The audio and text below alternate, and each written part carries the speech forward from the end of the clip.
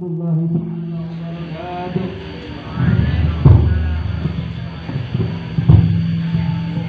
Alhamdulillah Rabbil alamin. Nasta'inu wassalatu wassalamu ala asyrafil anbiya wal mursalin sayyidina wa maulana Muhammadin wa ala alihi wa sahbihi ajma'in. Subhanaka la ilma lana illa ma 'allamtana innaka antal alimul hakim. Rabbi shrah li sadri wa yassir li amri wahlul 'uqdatam min lisani yafqahu qawli. Syahadatul mukarram wal muhtaram Mudir Mahad Abdullah Ustaz Hasanuddin wa Raisul Muallimin Al-Ustaz Abdul Sattar Matan Allah bitulihi al-mahayatin syarifah wa kassarahum amsalahumah wa jami'in ahsad an-nidba. Amma ba'du. Berdirinya Al-Fagir di sini hanya ingin membacakan sedikit dari biografi atau manaqib dari Sahibul Haul Al-Habib Hasan bin Ahmad Baharun. Beliau adalah Habib Hasan bin Ahmad bin Husain bin Tahir bin Umar bin Hasan bin Ahmad bin Syekh bin Abdullah bin Harun bin Muhammad bin Abdullah bin Abu bin Agil bin Abu Bakar bin Ali bin Hasan bin Hasan Al-Muallim bin Muhammad Jamalullah.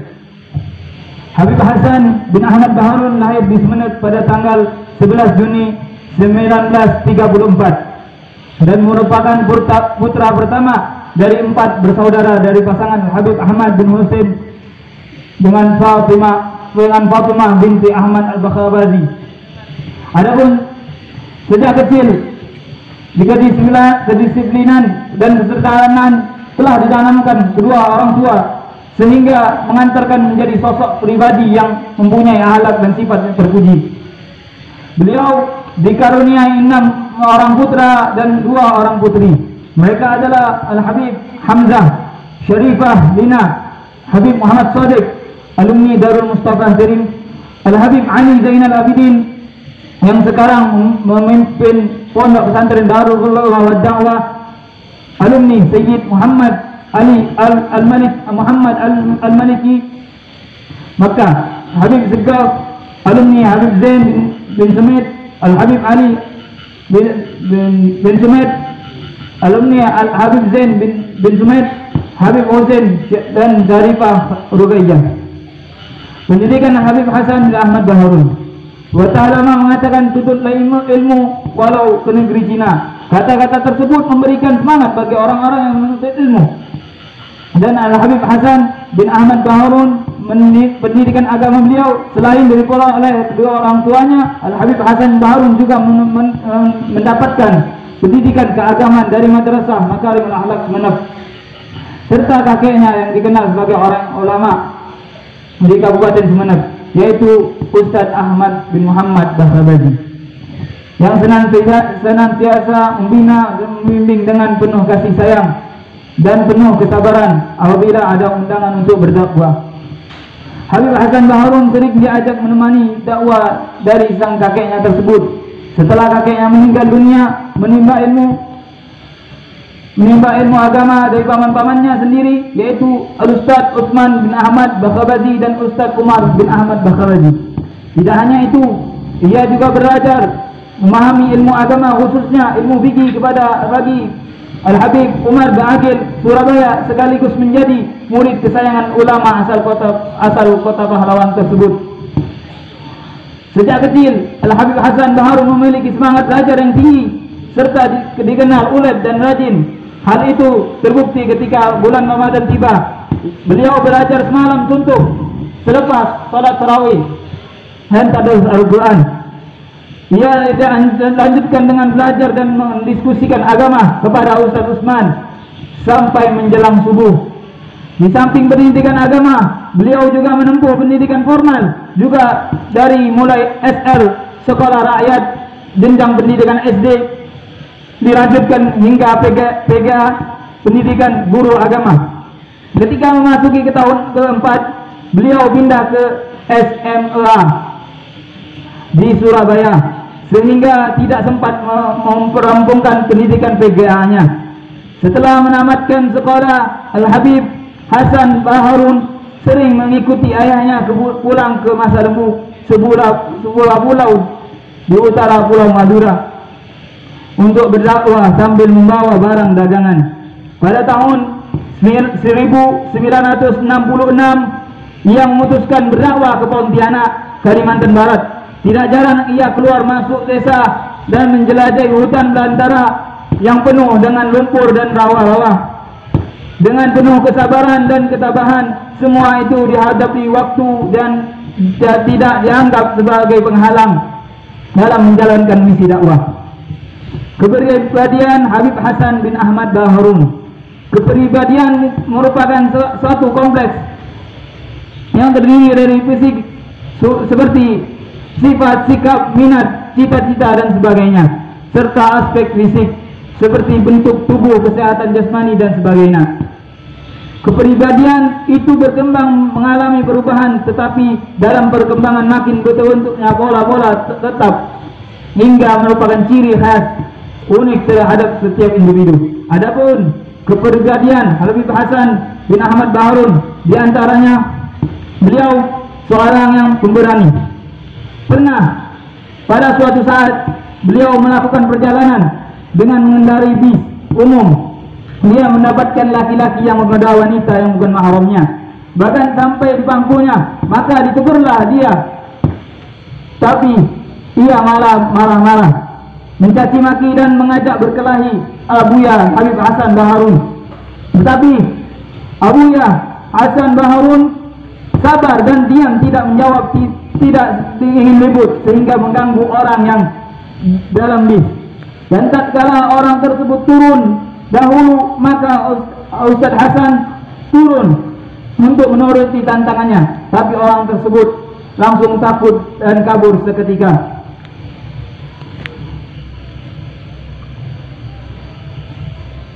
Detik-detik terakhir kepergian Al-Habib Hasan bin Ahmad Baharun.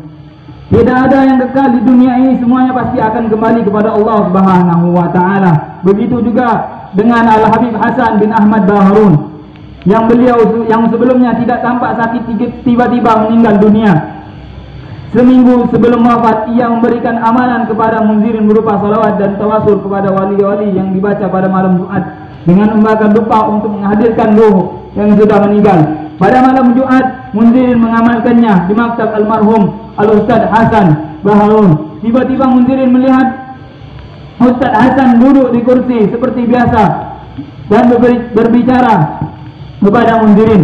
Ia lupa bahwa Habib Hasan Baharun sudah meninggal. Saat itu hendak merangkul munzirin. Badan Ustaz Hasan pun tampak membesar karena takut munzirin lari ke masjid. Sampai di masjid kelihatan lagi dia lari ke makam Ustaz Hasan dan di sana ketemu lagi. Akhirnya munzirin memutuskan balik ke maktab dan lihatnya Ustaz Hasan duduk seperti semula dan berbicara lagi bahwa sisa minuman dan roti ini suruh dikasihkan ke anak-anak yang jaga. Munzirin pun menaati perintah tersebut, lalu kembali lupa bahwa Al-Habib Hasan sudah meninggal. Sisa minuman tersebut dan kue tersebut dikasihkan kepada santri yang sedang jaga dan bilang kalau ini dari Ustaz Hasan. Anak-anak tersebut heran dan berkata, "Munzirin, kamu sadar?" Namun sepertinya munzirin tidak mendengarkan ucapan itu dan kembali ke maktab. Begitu melihat Abuya Ustaz Hasan tidak ada lagi, baru munzirin pun sadar apa barusan terjadi. Dia pun kembali kepada teman-teman yang jaga dan menyampaikan bahwa tadi itu benar-benar dari Ustaz Hasan Baharun. Ketika itu barulah mereka berebutan. Di akhir waktu menjelang wafat beliau, Habib Hasan sering mengungkapkan gagasan bagaimana cara sehingga bisa mendapatkan nasib umat Islam ini, bagaimana cara memperlihatkan kesejahteraan fakir miskin dan dapat memberikan pelayanan terbaik untuk anak-anak yatim. Pada saat meninggalnya hari Senin pada tanggal 23 Mei 1999, ia Al-Habib Hasan menerima tamu, yaitu Al-Habib Abdul Rahman Bahlaga Segaf dari Pasuruan. Yang menyampaikan panjang lebar keinginannya untuk membuat sebuah wadah persatuan bagi ulama dan habaib di kota itu. Setelah tamu tersebut pulang, ia memanggil Munzirin untuk diminta dipijat, lalu membuka gamis dan tidur menghadap kiblat. Ketika mulai dipijat, ia berpesan kepada Munzirin agar tidak berhenti dari pondok jika ia kelak wafat. Nantinya yang menggantikan adalah putranya, yaitu Zain. Dan tidak lama kemudian Habib Hasan masih menyempatkan diri untuk menelpon seseorang, lalu menuangkan kopi susu dan meminumnya sebagian, sisanya diberikan kepada Munzirin. Setelah itu beliau membelah apel menjadi dua bagian, yang separuh dikasihkan kepadanya dan separuhnya dikasihkan kepada Sayyid Abdul Muttalib Al-Ghadri. Setelah itu ia kembali posisi semula dan dipijat oleh Munzirin. Ia mengulangi pesannya lagi kepada Munzirin agar tidak keluar berhenti dari pondok kelak ketika beliau wafat. Setelah beberapa saat dipijat dan tidur menghadap kiblat, tibalah Habib Hasan Baharun seperti terjatuh tanpa menggerakkan kakinya. Seketika itu Munzirin bingung dan berusaha membangunkan beliau, namun beliau tetap diam dan menggunakan handphone. Munzirin langsung menghubungi Habib Zain, lalu datanglah Habib Zain dan Habib Segaf dan Ustaz Ismail. Ketika Habib Zain memanggil Wisnu dengan mengendarai mobil Toyota Krista, Habib Hasan Baharun dilarikan menuju rumah sakit Masyita yang berada di Bangil. Sesampainya di sana, Habib Hasan Baharun diperiksa oleh dokter setelah memeriksa dokter itu diam dan tidak berani memberikan keputusan. Kemudian diperiksa oleh dokter yang lain. Setelah diperiksa, dokter tersebut lalu menyampaikan kalau Habib Hasan bin Ahmad Baharun sudah tiada. Maka Habib Zain dan Ustaz Segaf dan Ustaz Ismail tidak sadarkan diri. Kepergian Habib Hasan Baharun membuat orang-orang sekelilingnya berkabut, baik keluarga serta santri serta masyarakat. Pasuruan kehilangan tokoh yang sangat berpengaruh di kota tersebut. Habib Hasan Baharun mewariskan ilmu yang dimilikinya dengan meninggalkan bangunan pondok pesantren Darul Lughah wa Da'wah sebagai tempat untuk memperdalami ilmu agama bagi para murid-murid yang sangat dicintainya dan mewariskan akhlaknya. Pesan Habib Hasan bin Ahmad Baharun salah satunya yaitu dahulukan urusan terkecil pondokmu daripada urusan terbesar kamu. Sampai di sini dulu yang bisa Al-Bagir sampaikan. Apabila ada kesalahan, Al-Bagir mohon maaf. Wabillahi taufiq wal hidayah. Wassalamualaikum warahmatullahi taala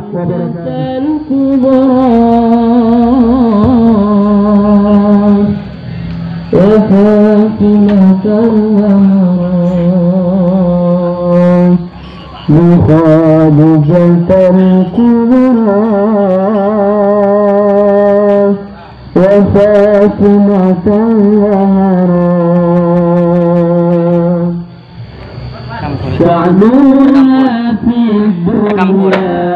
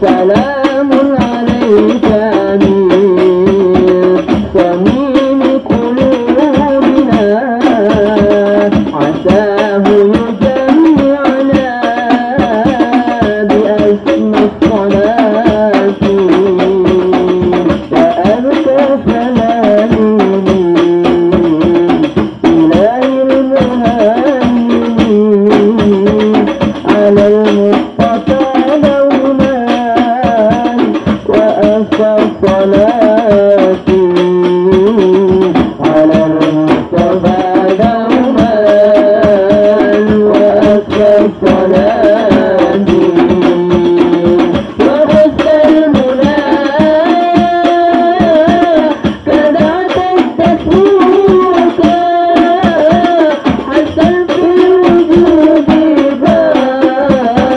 له في الثبات وخير التغيير ما أدله دعواتي شهور بمركزي